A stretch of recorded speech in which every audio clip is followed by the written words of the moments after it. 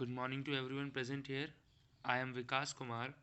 My college ID is 17ME73 and I am a student of 7th semester BTech from Mechanical Branch. I am presenting a seminar on nanotechnology and my mentor was Mr. Jagbir Singh, and I am also presenting this to Mr. Tarun Kumar Aseri. First of all, let me tell you some contents of my presentation. First, introduction, then I will tell you what is nanotechnology, some concepts related to nanotechnology, about nanomechanical, superfast chips, latest developments, and at last the conclusion. Let me start the introduction. Just imagine a technology so powerful that it will allow such feats as desktop manufacturing, cellular repair, artificial intelligence, inexpensive space travel, clean and abundant energy, and environmental restoration. So imminent that most of people will see its impact within the lifetimes. Such is the promise of nanotechnology. Now just let's discuss what is nanotechnology. Properties of traditional materials change in the behavior of surfaces, starts to dominate the behavior of bulk materials, opening up the new realms in the electronic domain. The benefit of working on nanoscale is production of smaller things, as you can also see here in the picture what I just explained. Nanotechnology is molecular manufacturing, or more simply, building things one atom or molecule at a time with programmed nanoscopic robot arms. A nanometer is 1 billionth of a meter, around 3 to 4 atoms wide. Now, in this flow chart, you can see the approaches of nanotechnology, in what all things it can be used. You can see the classification here: the nanomaterials, the nanosensors, then the nano actuators, nanoelectronics. It is all included, nanosystems. It is basically the flow chart related to nanotechnology. Now, let me discuss some concepts of nanotechnology. Actually, it gets the essentially every atom in the right place, makes almost any structure consistent within the laws of physics and chemistry that we can specify in atomic detail, have manufacturing costs not greatly exceeding the cost of the required raw materials and energy. Now, here I have shown some tools of nanotechnology, some images for which the nanotechnology is used.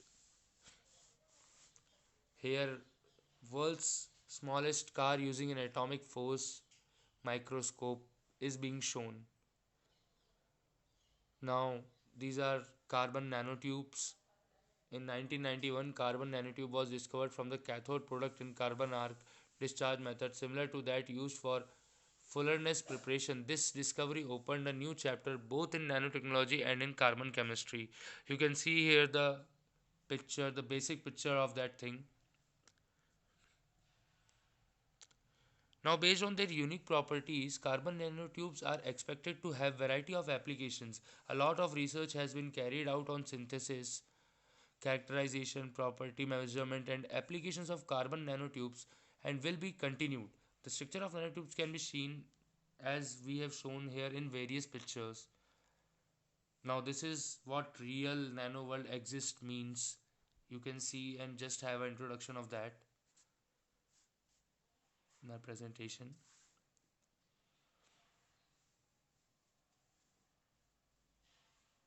Now, these are some specifications of nanochemical computational systems, like what time it is going to take. As you can see, nano mechanical reduced instruction set computer machines can achieve clock speeds of 1 gigahertz, executing instruction at 1000 MIPS, million of instructions per second. So it is very fast. Now, talking about super fast chips, Harvard University engineers have developed faster and smaller chips using tiny crystal rods of silicon and other semiconductors. As you see, we engineers are always in a hurry to do our work. So, we are promoting our technologies so that they can reduce human effort. So, here is the super fast chips which was developed by engineers present there at Harvard University.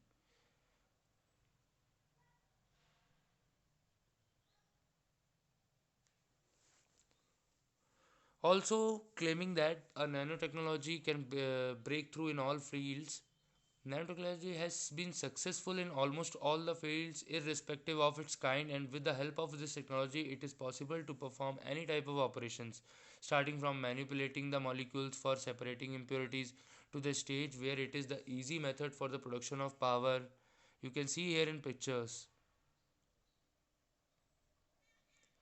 Below figures shows a possibility for the production of compact power generation using nanotubes, which are very productive even from the commercial side. You can see in the image here. This is the flowchart of the process of micro reactor for hydrogen generation. Now, I will tell you some recent latest developments which were done using nanotechnology were International Electron Devices Meeting, Japan's NTT Docomo, Leucan Technologies, Quantum Logic, Diagnosing Diseases. Now, here is the conclusion for when will nanotechnology arrive to hit the road ahead. So it is progresses in the 21st century will be 1,000 times greater than in the 20th century. So around 2030 we are expecting it to come. Now this is the basically conclusion through all my presentation and seminar. For these and other regions, global lifestyles will change radically and human behavior will be drastically impacted. The world is on the brink of a new technological revolution beyond any human experience. A new, more powerful industrial revolution capable of bringing wealth, health, and education without pollution to every person on the planet is just around the corner. No longer need will forests to be cut or smoke spewed into the air. This is the promise of nanotechnology. Thank you so much. This was my presentation and seminar on nanotechnology. Thank you.